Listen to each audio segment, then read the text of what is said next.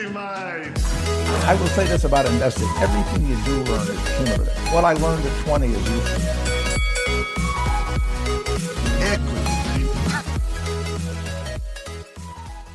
Equity Mates, episode number 23, part 2. This is the first time we are going weekly, back-to-back weekly. Yeah, very exciting times. It is exciting. This is a podcast where we break down the world of investing to try and make it easy for you guys. And as always, I'm joined with my equity buddy, Ren, in the same room today. Yeah, How are you? I'm very good, Bryce. All the better to be seeing you rather than talking to you over Skype. It is nice. So it was your birthday on Saturday. Friday, happy birthday. Thanks, mate. Appreciate it. So you're up in Sydney for the weekend, and it's nice to be in the same room. Yeah, and what better way to celebrate your birthday than to do a podcast? How good? Yeah. So this week we've got Michael D part 2. Yep, Hope hopefully. everyone enjoyed part 1. Yes, yeah. He's an interesting character. Had some good things to say, interesting things to say. His take on the market is a bit different to some of the other people that we've interviewed. And what's he going to bring in this episode? Yeah, so he's going to continue that trend of bringing some different thoughts to the table. This time we talk about his experience during the global financial crisis, where he started his fund right in the midst of the market bottoming out. And we also talk about some of the things he's looking at today, because it seems that people never learn and we continue to make the same mistakes. Listener bag? Oh yeah, we get a listener question. The very last question was submitted during the interview, so everyone can hold out and hear who the lucky listener was. Yeah, nice. So last week I mentioned that we were going to be offering some sort of competition this week. So it is with great pleasure that we go live today with our Equity Mates and Belmont Securities $500 competition. So as of right now, it is live online. You can enter through our website.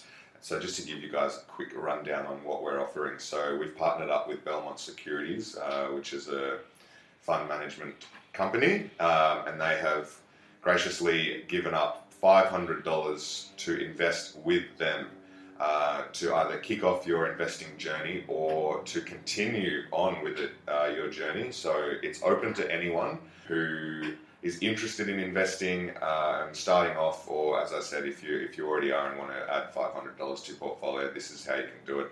All you need to do is enter your details on our website at equitymates.com/win500. And that is 500, not 500 in letters and words. equitymates.com/win500. Enter your details, and also you need to share the Facebook competition post. Yep. So make sure you jump on and do that. That will be on our Facebook page. And then the competition is going to run for a month, and then we will randomly choose a winner. And that person then will liaise with Belmont and have the opportunity to invest through their platform. You're going to get $500 as well as reduced brokerage, which is a great incentive as well. Yeah. So we're pretty excited. This is something that we have been working on, and hopefully if it's successful, will be bigger things to come, maybe 10 grand in the future, I don't know. Yeah. Well, we need to see everyone out there sharing it, so they give us more money next time. Yeah, exactly. So it's very easy. There's nothing you guys have to do. There's no 25 words or less or anything like that. Just simply enter your details and share the post, and you're in with a chance of winning $500 to go and invest. So yeah, what a better way to bring in Christmas than to give yourself a nice present of $500 worth of shares. Yeah, exactly. Yeah. So just a bit of a caveat. We will not be offering any advice on what to invest in, so don't ask us on that. As we always say, we never offer advice on the show, so we'll continue our trend of not offering advice with this competition. But hopefully you can use some of the things we've discussed to help form your own opinion. So jump on equitymates.com/win500, or it'll be through our Facebook or Twitter feeds. There'll be some competition. But as of now, it's live. Ren and I are not entering, so... Yeah, we put in the conditions that we cannot win, in case you're wondering. So, yeah. Unless no one enters, then it's up between me. Yeah. So you better enter, because otherwise we'll take it. All jokes aside, yeah, jump on. It's going to run for a month, so the opportunity's there. You can only enter once though. So Yeah, but get your mum and your dad to enter as well, and your brother and sister. So do we have age brackets that go up for mum and dad age? Yeah, anyone can enter. We're an all-inclusive podcast here. Yeah. So please read terms and conditions. Jump on. We're pretty excited, and obviously a big thank you to Belmont Securities. Jump on and check them out, belmontsecurities.com. All right. Well, then, without any further ado, or actually one more bit of ado, I guess. Yeah. If you haven't already, make sure you sign up to Equity Mates Thought Starters. Yeah. And if you've signed up but you're not getting it, check your junk mail.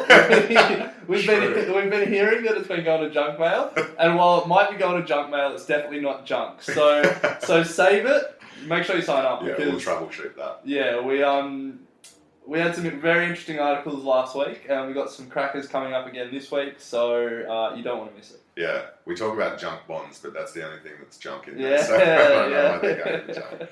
So yeah, check your junk email, and we'll troubleshoot that over the weekend. Yeah, hopefully. yeah. But while we're troubleshooting that, you can enjoy an excellent second part of an interview with Michael D. Yeah. So enjoy.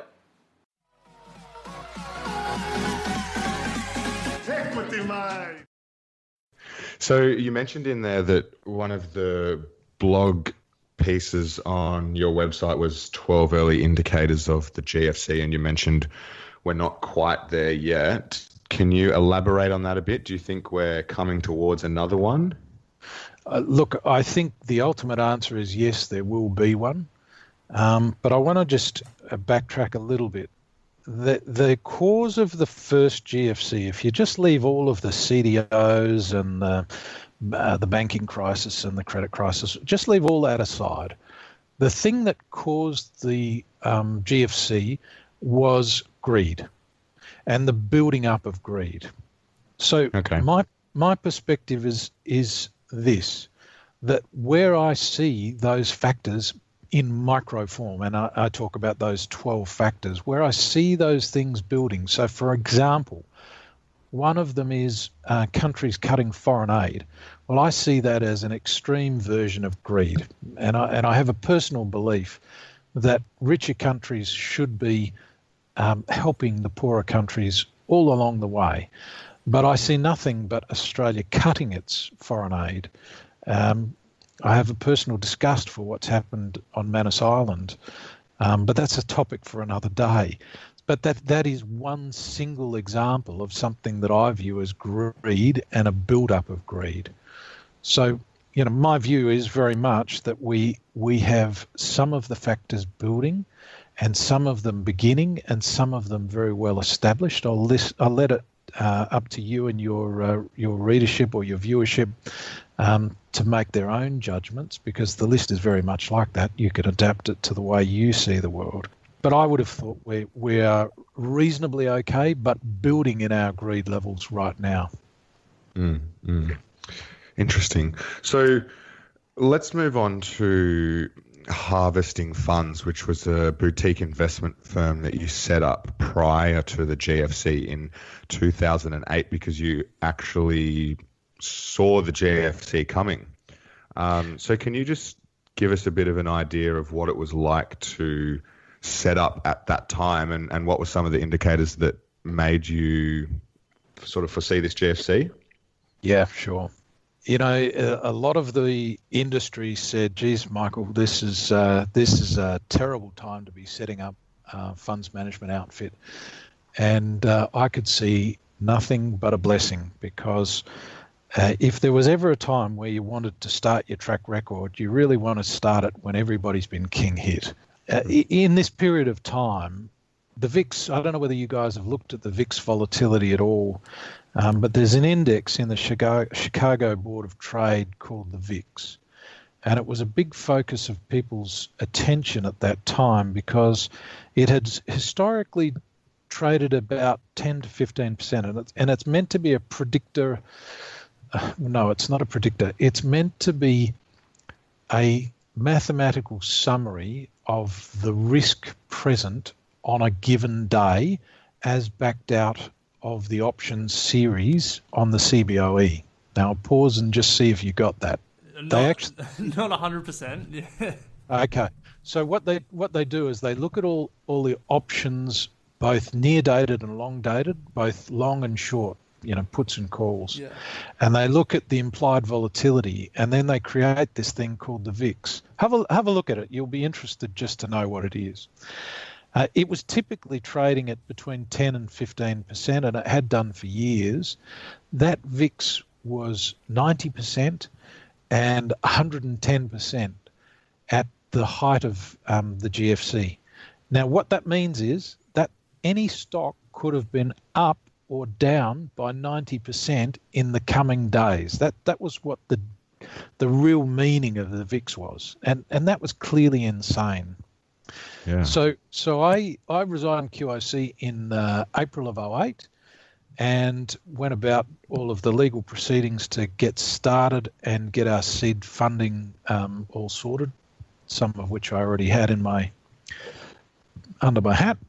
I called the capital in September of 2008. So this was a pretty hairy time, and I called it for the 16th of October. And now, not every seed investor could hold the faith, but those who did were really rewarded very, very significantly. So what we did, once we had our capital, we knew we had a very good idea how we believed the volatility would reduce. And for the sake of the discussion, we believed it was going to be in 3 waves. So what we did was we began investing very heavily in November 2008 through to February 2009. And I found a letter that I'd written to our clients December 5, 2008, basically saying we believed that the worst was over. And the recovery began in February of 2009. So our returns in that first year were 26.3%, which was either top or second top in Australia at that time, when the market was down 8.7 on the same period. So the great thing from our point of view is the capital drawdowns were almost non-existent. We literally didn't lose money. And, for us, the courage and conviction that we were able to draw was from the early work we had done on Pythagoras. So we'd outperformed 35 at that time, and really that was the point at which I knew this needed to be pushed and released. Wow. So that the reality is, and I can talk more about the GFC and what that was about. In the lead up to the GFC, we'd anticipated what we thought was going to happen. But you see, I don't know whether you've read about it or know about it, the backdrop really was credit was incredibly easy to obtain. Now, you make your own judgment as to whether you believe that's the case today. Rates were very low, and that's certainly the case today. Yeah. There was an excess of capital, and risks were ignored. And I don't think you can say the same today in terms of risks being ignored. So in my world, all of those things amounted to what I call spawning weapons of massive destruction. And they were the CDOs. They became incredibly illiquid once the markets weakened. Right. And the subprime turned feral, in actual fact, in August of 2007. And that was the point at which credit flows dried up and the whole thing turned really very nasty. From there, the credit crisis turned to a banking crisis, and that's pretty much September 2008, which is where we started harvesting. And literally, banks around the world faced meltdown, and this is where a lot of the recovery really had to happen. But when you look at it, I researched it at the time, there were 150 years of history. And in that one year, we had a credit crunch, we had a global banking crisis, we had massive losses on shares, we had losses on house prices, we had losses on commodity markets, and we had massive moves in monetary and fiscal policy. We had all 6. And in any other period of history, one of them was a catastrophe. So we were in uncharted territory. Yeah, wow. So you touched on CDOs just before, and so those were collateralized debt obligations where the mortgage brokers and the banks would put a whole lot of mortgages together and on-sell them as a financial product. Yep. You've recently written a piece on the Pythagoras website where you wrote that banks in 2017 have started creating CLOs, or collateralized loan obligations. Now, Can you believe it? Yeah, are we? Someone was paid a lot of money for that Yeah, name. yeah, very creative there. And I can believe it.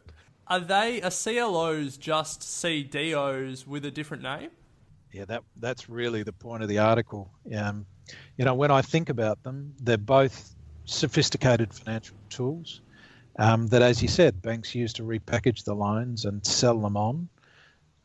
Both of them allow the banks to not have to worry about collecting on them because they are not owned by the bank anymore. So those two facts are very true.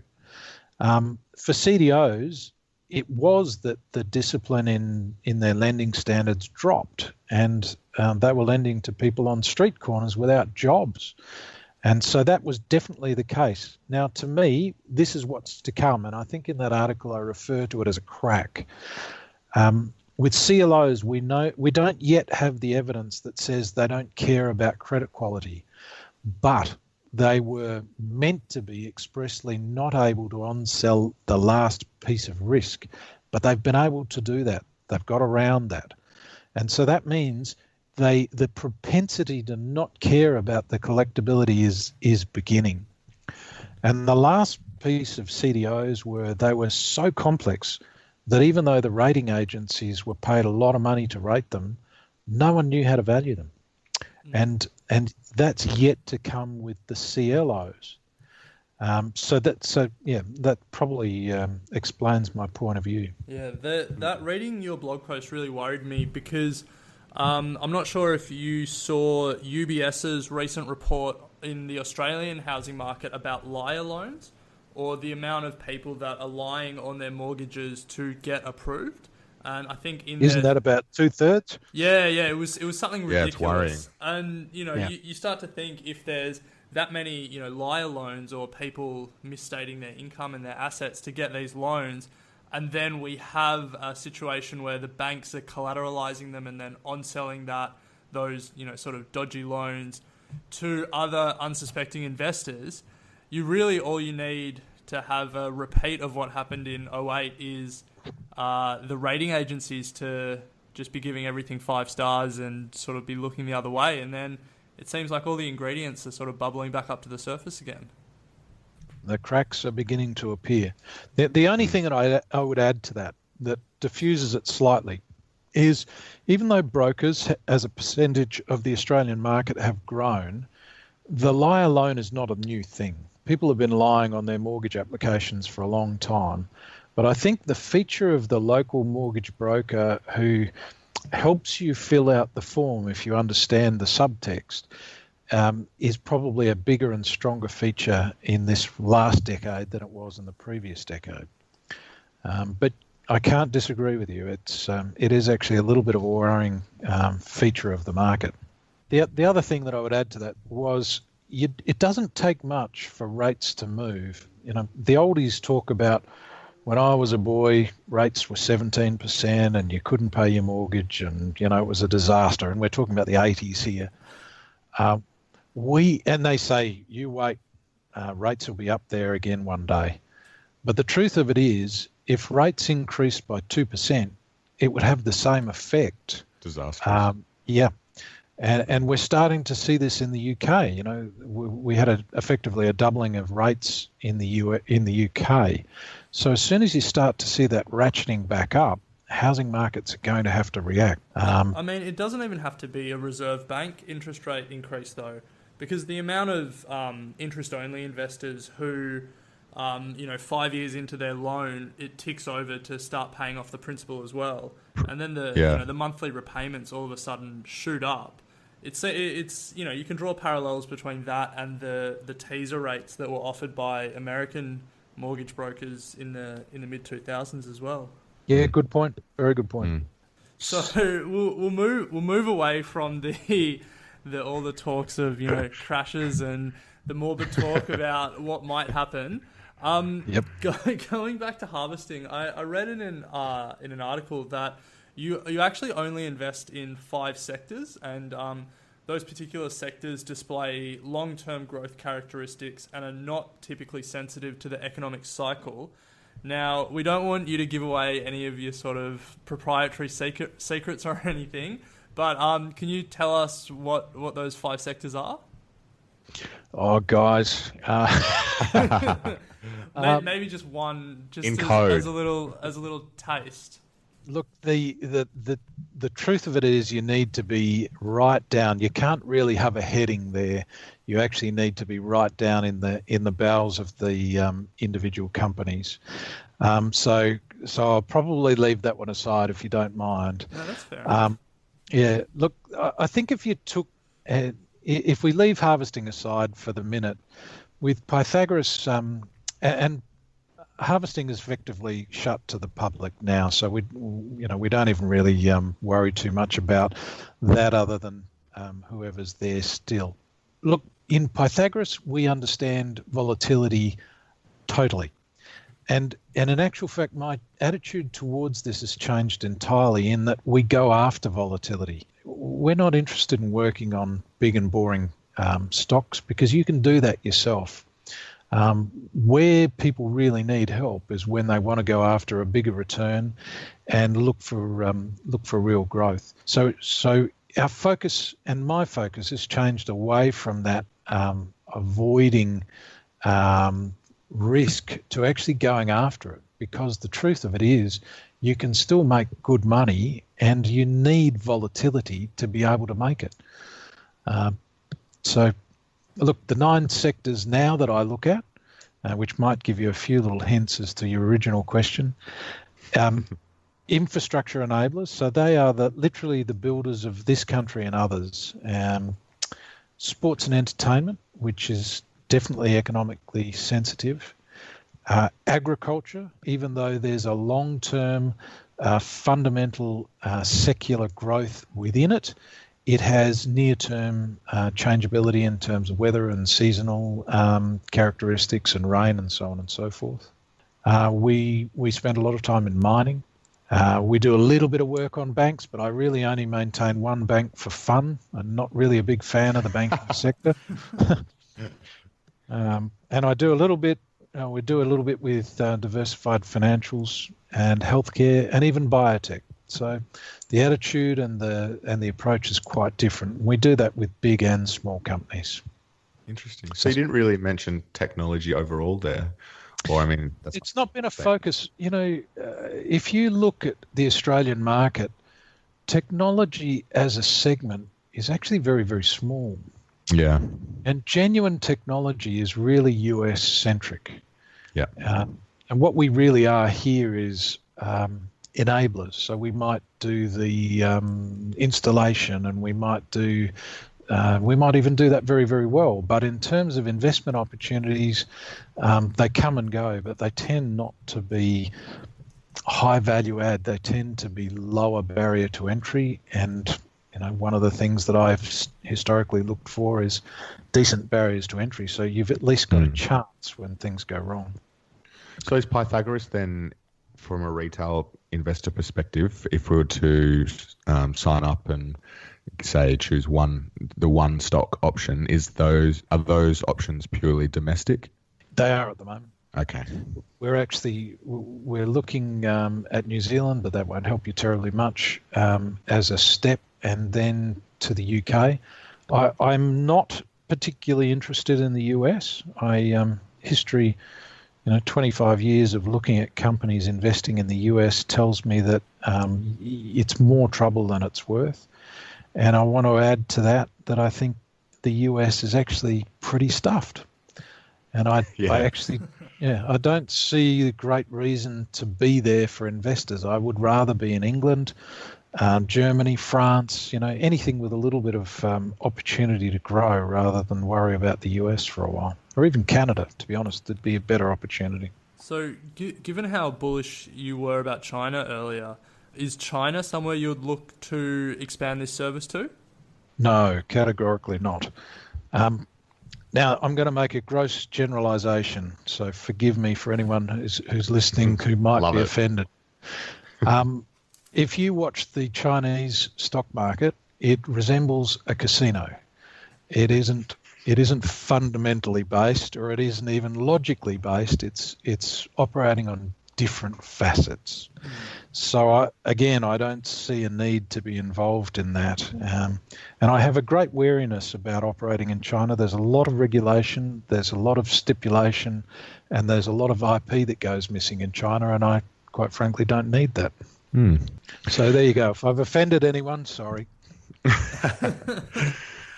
So I've got just back to a bit of a basics question.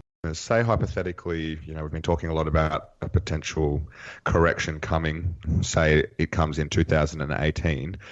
What's some sort of preparation that we could do to ready ourselves to take advantage, or is there a key action that you found important when you saw the GFC coming from a retail perspective that we could put in place? Have you got a mattress? Cash. Stick your cash under the mattress and don't tell anyone where you live. No, that's tongue in cheek. Look, you have to be, depending on how you're investing, and if you're investing for big superannuation, and I was investing in the billions, you've got an obligation to be invested to a certain level. So there are certain things you can and can't do. As a retail investor, the moment you start to hear a taxi driver give you stock advice, please sell everything you own, because that's another thing that happened in the lead up to the GFC. When a taxi driver starts to tell you which stocks to own, sell. And I'm not even really being tongue-in-cheek there. It's quite a funny story, but anyway, one for another day. If you're interested in options, you can take protection through options, although that really only helps you in big stocks. But this is part of the reason why I talk about geopolitical. It doesn't really help me terribly much, but it's something that I'll continue to write about, because the truth of it is I'm trying to help. And if I can, at the right time, put that information out there and have people, perhaps like yourself or your listeners, even take a little bit of interest and say, you know what, there's that one or two stocks that I just didn't feel comfortable with at the moment. Now's as good a time as any, after hearing that or reading that, to put the money in the bank. You'd never get it perfectly right, but if you just happen to be a bit more cautious and a bit more conservative at that point, then, or even better. The next thing is, a lot of people in the pre-GFC stage were big into lending and investing in shares. Now, if you do it, don't admit to it right now, but it was massive, gearing against your shares. Now, the truth of the stock market is, if you haven't got it to lose, don't invest it. And so the maximum it can hurt you is whatever capital you've put aside to be involved. Yeah, good advice. And I can tell you, I wasn't immune to that. And when you wake up in the morning and there's a telephone call at 8:30 to say, would you please deposit $62,000 or $110,000 into our account to cover the margin calls, your stomach hits the floor mighty fast. Yeah. God, I can't imagine. And it's an experience I never want to repeat. And so I'm giving you some experience of my own. When things like that are happening, you see what I'm talking about with greed? Yeah. When people are doing that to such an extent, they obviously just believe that this is going up and up forever. And I was down to only 2 stocks, but the movement was so quick during that period that even though I felt pretty confident I was covered, the stock price moves were just massive. So avoid that at all costs. And I think the other thing is, when you get into that situation, you keep your powder dry and you wait till the opportunity to be invested happens. Because a lot of people, money burns a hole in their pocket. I don't know whether you've noticed that, but when one of your mates, you watch him, when he gets a bonus and he's got, I don't know, an extra 10,000 or 15,000 or whatever the number is, and they're an investor, they don't want to wait. They want to invest with the momentum of the market. And it's one of the things that I've always been big on. When everybody else is buying, I'd rather wait until it's all over. And when they're selling to me on the way down going, oh my God, it's going to hell in a handbasket, I'd rather be there with my pocket full of cash saying, okay, I'll have a bit of that. I may not have found the bottom, but I know I'm a damn sight closer than what they did. So to me, that's intuitive investing. That's what we do. What everybody else is doing to me is counterintuitive, buying when everybody else thinks it's going up, and then they end up selling because they don't understand what they own. So, and that would be the next thing. If you're going to do this long-term investing, and if you're going to do this fundamental investing, please, whatever you buy, understand what it is. Because the number of people who I met in and around the GFC time, I met one guy who had lost $100 million. And he had one particular stock, which was Macquarie Bank, where he said that bloody broker lost me $9 million on that one stock. And I said, what did you do? And he said, well, I took it over. And I said, and that what happened? And he said, well, I lost $13 million. So that was minus $25 million he'd lost on Macquarie Bank. So, you know, it pays to be a little cautious at times. But he didn't really, when I sat down and I explained to him in a very basic way what it is that Macquarie Bank was, he was actually quite shocked. He thought it was a trading bank. And he had no concept that it was actually an investment bank. And when I explained to him that an investment banking deal should be on a PE of 1 or a price earnings ratio, if that makes sense to you, of 1, and a trading bank probably ought to be on a trading multiple of 12 or 14. And then I just showed him the divisional breakup. You know, I wasn't a banking expert by any stretch, but when I showed him what it was that they made their money on, he just about turned purple on the spot. So, yeah. My point is, understand what it is you own. Well, my next question was going to be, what is one thing that you wished people understood a bit better when they first started out investing? So would that be it, or did you have something else to add? When they're first starting out, if you're going to be a fundamental investor, which I categorically don't think it's, you know, the smartest thing, you have to understand what it is that makes that company tick. And then you must understand the prevailing winds and critical geopolitical events that are going to come sweeping past and change whatever that fundamental view you have for that particular stock is. And once you understand that, when you see those winds come, you'll know what to do. So you'll actually have the opportunity to double your bet or increase the size of your bet. So it all comes about in terms of knowledge. But guys, the problem is knowledge this day and age is actually almost infinite. You could spend all your day reading about the banking sector and reading about the banking sector internationally, and still when that critical event comes for your bank stock, whether that's CommBank or Macquarie Bank or whatever it is, you're still going to get caught. So it really does puzzle me as to how people can do this without understanding not only the company but also that geopolitical perspective that I really think is quite amazingly important. Yeah. So, Michael, we've almost reached our final 3 questions that we try and end every interview with. But before we get there, what are the best places our listeners can go to find out more about you and to read some of the things that you're working on? And, you know, if you have any social media that they can follow you on, where can they find that? Look, the best place is pythagorasinvesting.com. We have a Facebook page, and you're welcome, and any of your listeners are welcome to post to that any questions, or on our website there's a contact us. If you leave your question, we'll get back to you and try and help out.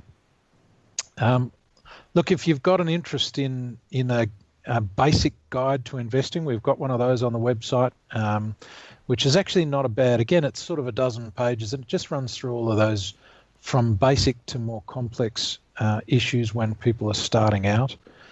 And as I say, we've got that deep dive on conflicts of interest for those that are interested. And I'm going to release a white paper on capital raisings in the near future as well. So, if people are interested, they're welcome to grab those. Certainly, it's easy for us in Victoria to have a chat to people if they're interested in knowing more, either on the phone or in person. Interstate, we do more telephone work, and for the very big clients, we jump on a plane, of course. So there's plenty there, and if it interests you, we're always delighted to chat. Nice. Thanks for that, Michael. So our first question of the final three, what's a book that you would consider a must read, and it doesn't have to necessarily be related to investing? Okay. No, I've read hundreds of books. I'm a big reader. I love Lee Child and James Patterson and Vince Flynn and lots of others. But that's not the question. That's not the answer you'd be expecting I'd give. The truth of it is I've read a lot of those investment books. I've read a lot about Buffett. I actually don't think any of those things are going to give you what you need to be a better investor. It might give you some of the basics to be more able to fundamentally analyse, but I seriously, I couldn't recommend one that would help you all that much, other than to say I just love fiction. So, second question, what is your go-to source for investing information? Yeah, look, of course, the way we work is all mathematical. So I would have to say it's the maths. It's the share price, and then it's the maths. In terms of where would I, if I was in your shoes, where would I go?